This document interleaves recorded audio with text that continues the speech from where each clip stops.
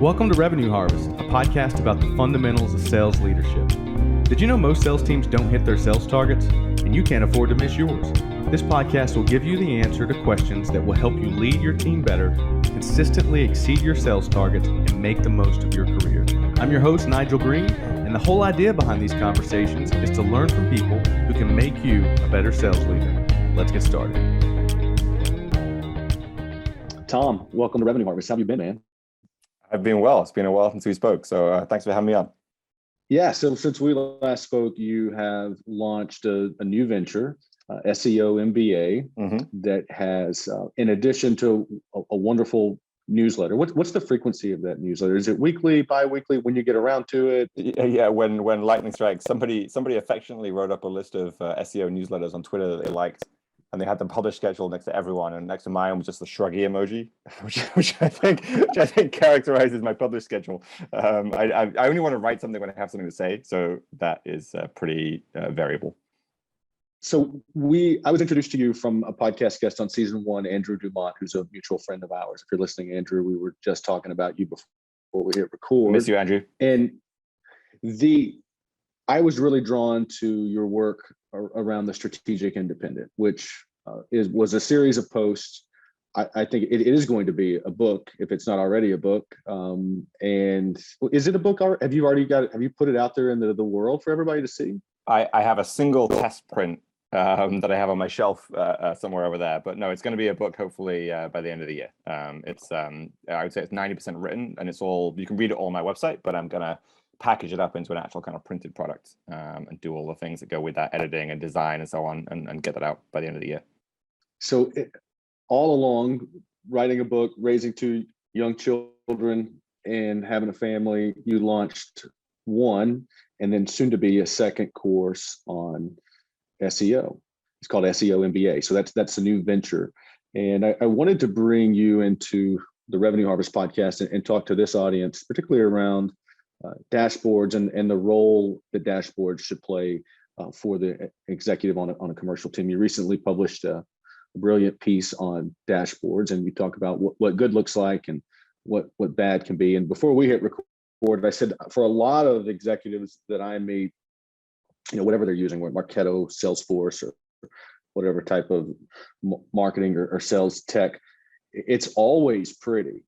But I had made the kind of the comparison. It's like, imagine if you are boarding an airplane and you just kind of peek your head into the cockpit and you notice the pilot, right? So the captain of the Enterprise, the pilot, is looking around at the dashboard and saying, man, look at all these gauges. And he's looking at the altimeter and thinking that that's going to tell him how much gas is in the tank. And there are a lot of, it would be a frightening scenario if you were on that plane. You probably wouldn't get on it, but there are a lot of marketing and sales leaders that go to work for a leadership team that has a dashboard that they don't even know how to read. Yep.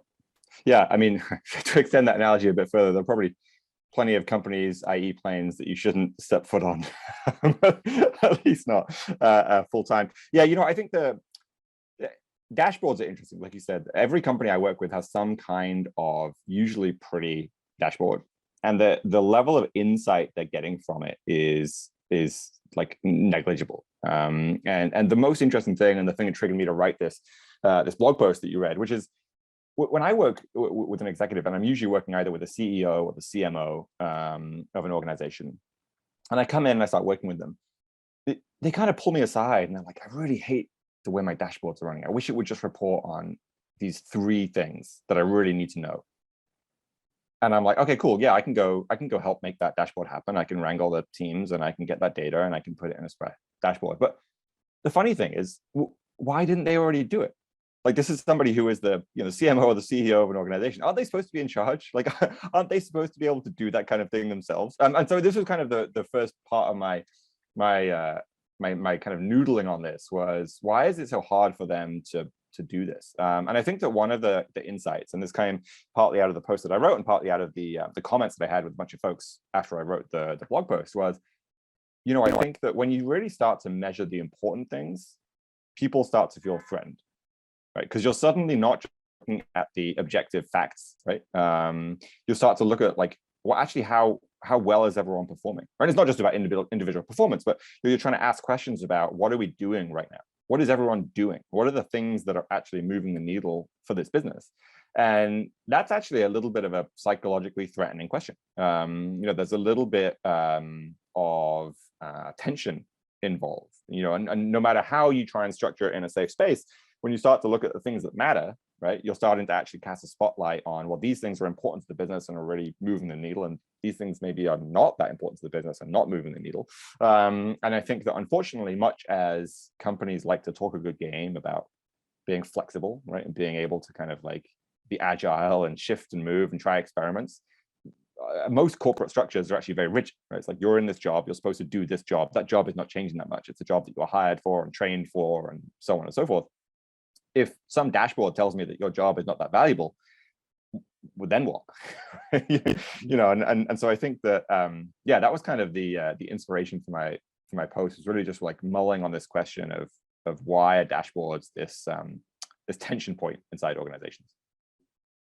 So let's double click on it. I mean, and it's hard to say what exactly should be on a dashboard, but we could probably go to some buckets or some stages in a customer or a buyer's journey, and then elements that drive those stages that are probably going to be widespread enough that we can begin to give someone who's listening to this saying, well, how do I even know if my dashboard's telling me the right things? Like how to inspect what they expect around a good dashboard.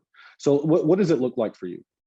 Yeah, well, the most important thing, and this is something that I think is really well articulated in the book Working Backwards, which is all about how Amazon works, is to really properly link them together, but to separate input metrics and output metrics. This is the big mistake that I think most dashboards make, which is that they're only looking at the kind of objective, what has happened, right? They're looking at revenue, traffic, et cetera, sales, whatever it might be, the kind of thing that has happened, right? The situation of the facts as they are today.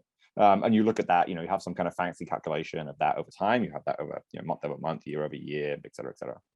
And those are output metrics, which are useful, and you obviously need those, right? You need to understand what's actually going on. But then you also need to understand, like, what are the activities and kind of projects and things that we're doing now that will move the needle tomorrow, right? And this is what Amazon calls input metrics, right? So these are things that are typically more directly under our control, right? Sales and revenue and things like that are not directly under our control. We work on projects that will hopefully move the needle on those and hopefully influence them. But the input metrics are things that are directly under our control. So in a sales environment, this might be the number of calls made or the number of contacts contacted, et cetera, et cetera. In a marketing situation, this could be the number of pieces of content published or the number of emails sent or something like that, right? And you're really just looking to kind of narrow down into what are the set of things which are input metrics, which we think are actually going to drive the output metrics that matter to revenue, right? So it's about, you find revenue, your kind of output metrics, where there's like the concrete things that really matter, and then you associate each one of those with a set of input metrics. And you're trying to make this relatively simple. I think most dashboards overcomplicate things by trying to segment a million different ways and slice and dice the data. Most dashboards, we'd be better off really focusing in on a small number of output metrics, and for each of those, 2 to 3 input metrics. And again, what's nice about what's articulated in the book Working Backwards is you kind of get this appreciation for not only how important dashboards are inside Amazon, but how useful dashboards are as a learning tool. So when you choose some input metrics, right? So we're going to choose number of sales made by the sales team as an input metric. Over time, you realize that the raw number of phone calls made is not the most useful metric. Actually, what we really care about is the number of phone calls made to a deal that's in stage 4, or 2 companies over a certain revenue size that are also in stage 4, or whatever, right? And so then you start to measure that metric, right? And by doing that, not only do you get a better understanding of how the business works, but you also get a better predictive quality of what's going to happen, right? You start to be able to more tightly couple input metrics, output metrics, to say, okay, well, we did 25 calls this month to deals over this revenue size in stage 4. Therefore, we have a pretty good understanding of the revenue that we can expect next month. And I think that, again, the failure for most businesses is in A, focusing too much on the output metrics, not having any input metrics, and then B, just not looking at a dashboard as a learning tool. They're not actually trying to change that dashboard over time, right? Dashboards are supposed to be, you set it and then you just slap it on a wall and you look at it every day, but you actually don't actually change the dashboard. You don't try and change what you're looking at and see if that provokes learning and insight into how the business works. So even within I love the way you kind of partition input and output metrics.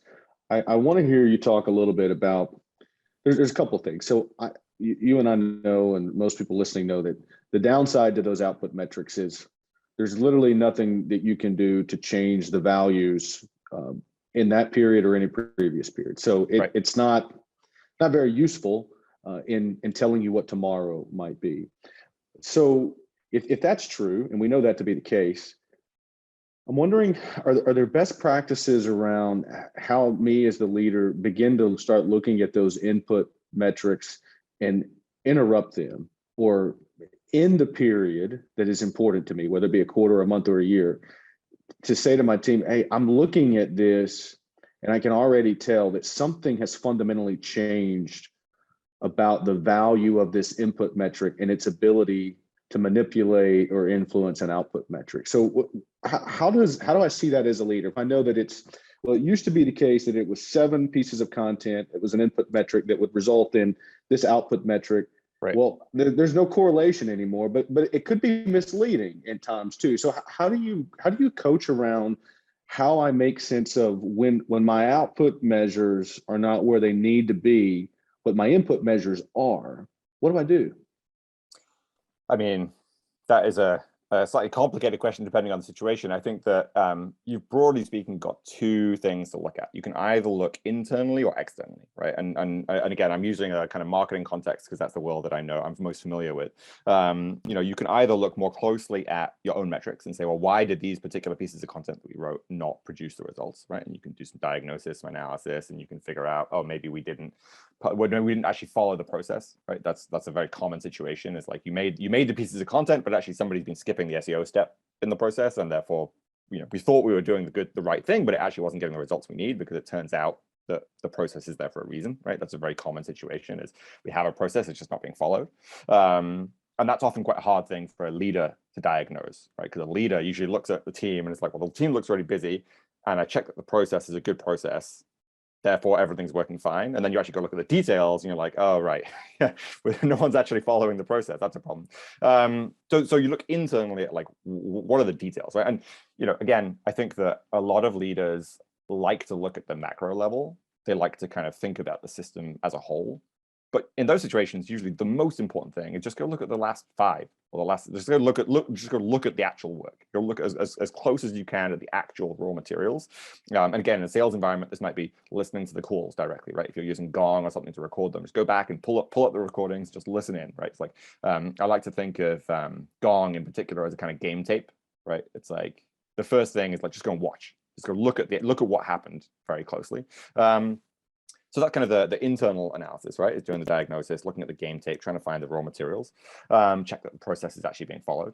And then the second thing to look at is the external view. And again, in a marketing context in particular, you often have a lot of good tools and data at your disposal to see, well, if we had a dip in revenue, or if we're not seeing the connection between content published and results, is that also true for somebody else, right? So in an SEO context, for example, there might have been some big algorithm update, right? That might have changed the landscape, or it might be some kind of seasonality, or it might be some kind of competitor is launching in the space, or whatever it might be, right? Some kind of external pressure, which is changing the mechanics of our business somehow. And then you have to decide, is it temporary or is it permanent, right? So a new competitor launching into your space is probably a bit more permanent, a bit more like, okay, we have to learn to deal with this reality.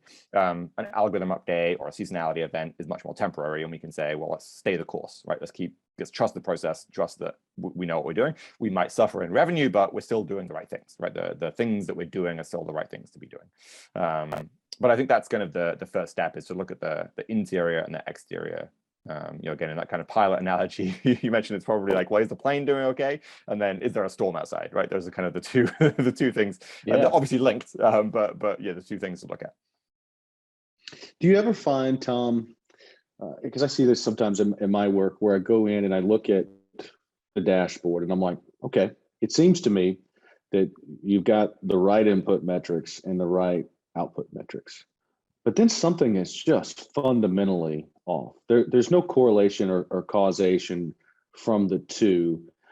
Do you, and the reason I bring this up is because I think there are a lot of leaders in the room that they're telling themselves something that used to be true, but it's no longer true. And it used to be true that the data hygiene associated with the inputs was accurate. Mm-hmm. But over time, as you start bringing in data sources from disparate sources, disparate channels, and you don't have someone whose full-time job is to be hygienic about that, do you find that dashboards are only as good as the extent of the hygiene around what's feeding it? And let's talk about that a little bit. Yeah, I mean, to put that in black and white terms, I don't think I've ever worked on a dashboard project that didn't also involve cleaning up some data. Like, I don't think I've ever tried to build a dashboard where all the data sources were clean. By putting together the dashboard, at some point you're like, oh, this is garbage. We thought this was, leads over time, or we thought this was traffic, or we thought this is organic traffic, or whatever it might be. And in assembling the dashboard, you're like, well, that's clearly not true. It might have been once upon a time, or it might. We used to report this stuff in Jira, but the team switched to Trello 6 months ago, so we haven't got. So I think that you're absolutely right, which is that you've got to care about the data integrity. A good dashboard, a great dashboard, because I think that like probably this only happens about 5% of the time that I look at it. A great dashboard will actually expose the data source to you. So a great dashboard will not only tell you this is the number of leads this month, or the number of calls made, or the number of pieces of content published, or something like that, but they will actually connect that to a kind of, you can click a thing and it will show you the data. Right? And it will show you where the data came from. Not some representation of the data, not like, here's a spreadsheet with some boxes ticked or something, but like, this is the actual data. And that's so important, because you need this ability to go in and validate that what is actually happening in the dashboard is happening, right? A dashboard is worthless if it is not actually representing reality, right? If it's saying we made 6 calls and we actually made 3, or if it says we made 6 calls and we actually made 12, it's just worthless, right? We're literally flying blind, again, to use the analogy. So I think that yeah, you're absolutely right. The data integrity is important, and that's also why I think it's important to try and keep dashboards as simple as you can. Again, a lot of businesses try to overcomplicate these things by stuffing in all the metrics. And when you do that, again, it's very easy for, one, it just be complex. So the only people that can maintain it is a small number of, trained data analysts. And B, that some of that data gets stale or gets out of date, or stops being what you thought it was. And both of those are really bad situations. Well, let's talk about that for a second, because one of the things that I think is a parallel between my practice and yours is we both speak to high-level director and up, functional leaders that report into a management team, and maybe even have access to a board.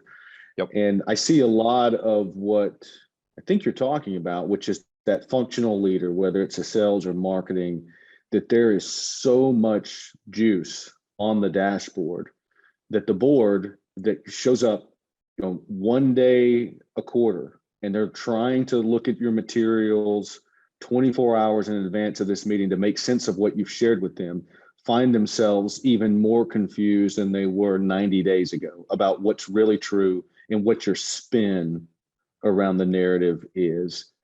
But you and I both work on this notion of executive presence. So what do you say to those functional leaders that are either, one, not having the awareness to know that they're doing way too much in what they're giving to that high level leader, or two, conflating or almost manipulating the data in a way, and it's almost lacking of integrity. You may not see it that way, but you're trying to tell your story versus just letting the data be the single source of truth. So how do you undo that in your work?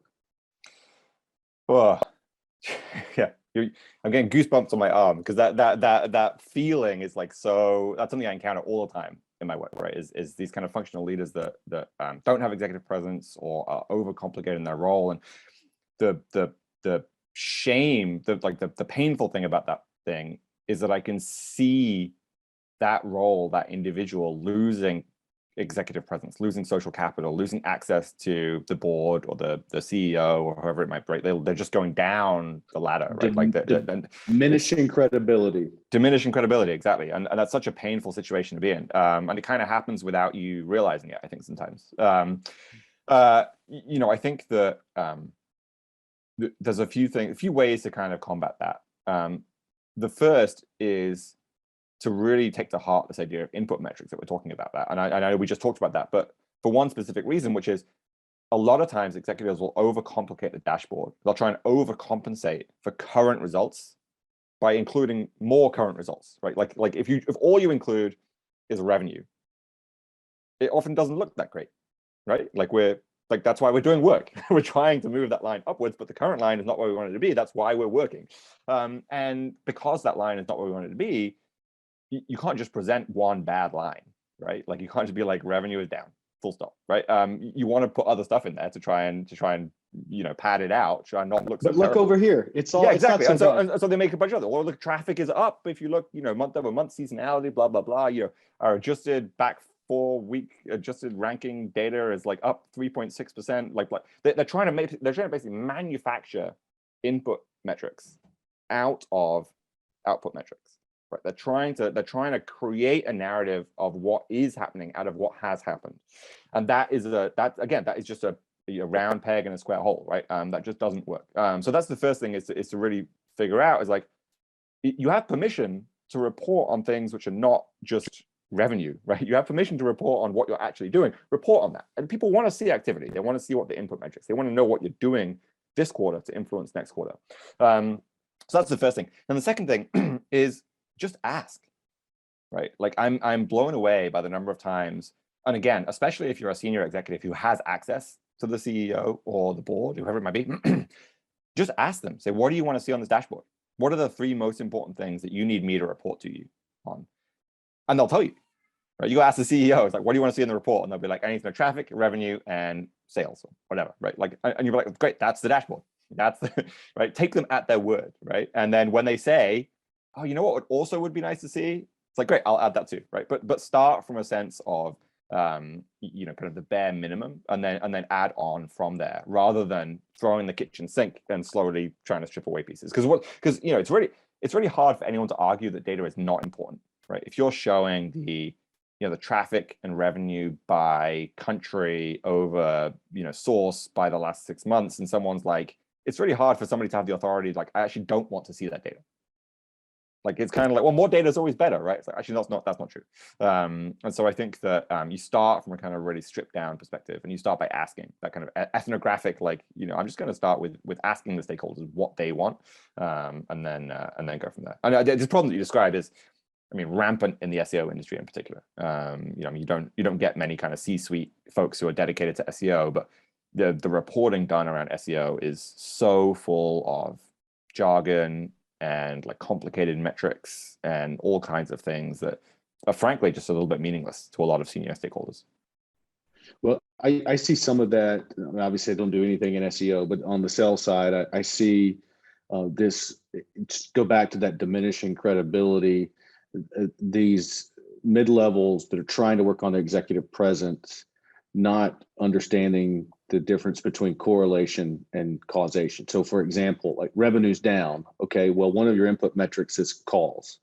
So then they're going to come to the board meeting and ask for more calling capacity, which is to say, well, we just need to make more calls. So I need to go hire more FTEs. And well, let's not correlate, but let's not make this false correlation that more calls at scale is actually going to cause better revenue attainment.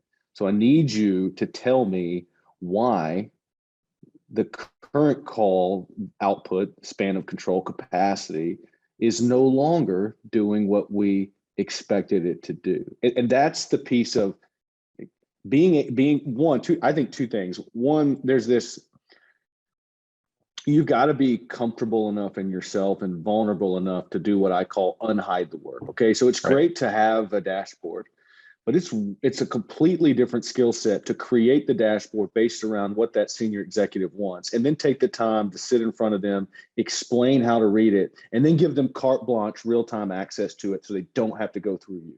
So that's one thing that's very important. And then the other thing that I think really helps, and speaking to executive presence and not diminishing credibility, is I can't tell you how many times I have to tell these functional leaders, you don't have to have an answer. Like so many times the best answer is, I just don't know. And it's as problematic for me as it is for you, Miss Board member. And I'm working tirelessly to figure it out. And if you would like to help me, that'd be great. But I'm not going to give you a manufactured answer today. And there's just not enough of that. Right. Yeah, no, 1,000%. I could not agree more with that. I think that, and I think this is also a sense of you have to have a lot of confidence to do what you just described, right? You have to be comfortable and psychologically safe enough to say, I don't know, right? That is a kind of a big position to take. But when you can do it, it opens up an entirely different collaborative frame with the stakeholders, right? It allows you to look at the data together, right? And again, this goes back to not hiding behind jargon, not trying to obfuscate things and complicate things, but really trying to make the other stakeholder, whether that's the CEO or the board member or whoever, you want to make them understand it, right? It isn't about you being the expert, so you're the one that understands it and the CEO doesn't. It's about you being the expert so you can make the CEO understand it too, right? Distilling the complexity down into, here's how you understand this data. Here's how you can be on the same page as me. So it isn't just me screwing up. It isn't just me looking at the data to try and fix it. It is I'm being a conduit to you, and I'm saying, we can figure this out together. I would like your help if you're willing to help, if you have time. Like you said, I'm working tirelessly to try and figure this out, but I'm making it legible to you. I'm making it so that you can understand what's going on. And again, to bring it all the way back to, I think it applies for sales and marketing and so on, but all the way back to SEO is, SEO is this kind of very technical, complex discipline with hundreds of different ranking factors, right? Of all these different things that could be a part of SEO. It's your job as a leader to narrow that down for this business, for this situation. See, for us, SEO is three things. It's good product pages, it's producing more content every month, and it's doing good digital PR or whatever, right? Like whatever the three, it's like, you have to boil it down so that the CEO is like, great, I understand what you need. There are three levers that we can pull, and I can see that the product team is just not pulling that lever hard enough. So I'm going to go kick their ass for you, or whatever it might be, right? But you can't get people on your side if they don't understand it. You can't have people help if you're obfuscating it away, making it complicated, and trying to own all of the data and all of the complexity. You have to try and make it transparent. And I think you have to make it transparent and digestible. And the thing I'll say, like, and I've been on both sides. You have to, where you've been that functional leader, and then you've been on the other side as a board member or executive. And I think my parting thoughts on this topic is, it's much better to just own when you don't know, because everybody else already knows that you don't know. When you lean into jargon and obfuscation and delusion and whack-a-mole, I know, I can smell that out. You can smell that out. Any CEO can smell it out. So it's just far better to say, it's not pretty, I'm not happy with it, but we're working to fix it. Yeah. And so I don't know, that's my take on like, just don't fool yourself that you can fake it till you make it in there. It's not going to work. Totally. And it's also, to say that point a different way, because I think it's a really important one, is there's lots of things that we do in business. There's lots of things that businesses do that don't work. And that's totally fine, right? Like we cannot expect everything we do to be perfect and to produce exactly what we thought it was going to produce and to go exactly according to plan. And so we have to be okay with saying, this did not go as I thought it was going to go. Right. And again, this comes from a bit of a sense of kind of confidence and so on, but it's really important to just sit back and say that this did not go as I thought it was going to go, but I'm being transparent with you. I'm raising it early. I'm giving you all the information. I've got an action plan for what I'm going to do to try and fix it or try and recover the situation. And that's where we are. I think it's such a stronger position to be in than to try and, like I say, obfuscate it or hide it. And like you said, they can sniff it out. That's kind of, if there's one job that a CEO has, it's sniffing out when people aren't telling the truth. Yeah, they're pretty good at that. Tom, I've loved it. It's been a joy to talk to you, and thanks for coming on and sharing a little bit of, not just, I thought we were just going to talk dashboards, but we ran the full gamut from creating a dashboard to keeping it clean to presenting it. If I want to learn more about you and learn from you, where do I go? Yeah, tomcritchlow.com is my main website. SEOMBA.com is the SEO training business where I'm teaching executive presence to SEOs. And I'm pretty active on Twitter. So hit me up on Twitter if you've got any questions or want to get in touch. I love it. Thank you so much, Tom. Thanks so much for having me on the show. Really enjoyed it. Music from this episode is from my good buddy Justin Adams. You can listen to Justin's music in Spotify or Apple Music. Thank you, Justin, for the music, and thank you for checking out another episode of The Revenue Harvest.